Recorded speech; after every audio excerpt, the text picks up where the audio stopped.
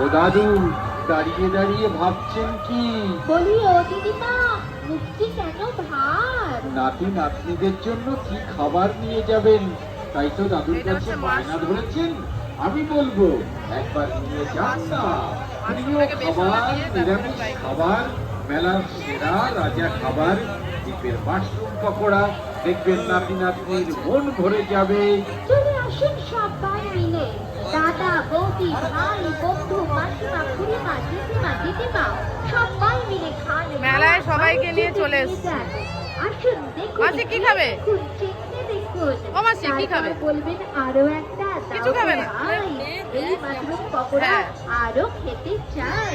হ্যাঁ, সেই রকমই লাজবাব স্বাদ নিয়ে আপনাকে সাদর আমন্ত্রণ জানাই আমরা দ্বীপের মাশরুম পকোড়ার স্টল থেকে।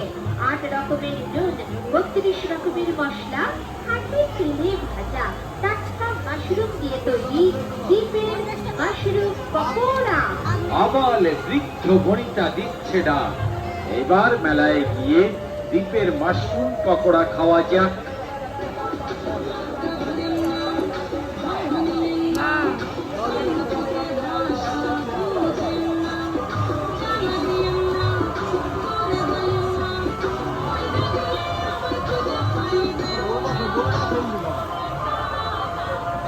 এই আমাদের আগে 1 প্লেট দিয়ে দাও।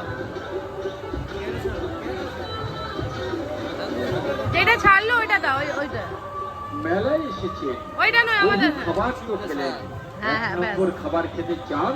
তাহলে বন্ধু অন্য কোনো টমেটো কেচাপ দেবে না, খালি কাসুন্দি দেবে। টান, চলে আসুন আমাদের এখানে। মাশরুম পকোড়া হাত একদম বাড়ানো আছে। গরম গরম ভাজা হচ্ছে যেখানে। হিন্দু, মুসলমান, না, না, না, ওটা। জৈন, খ্রিস্টান সবাই মিলে খেতে পারবেন।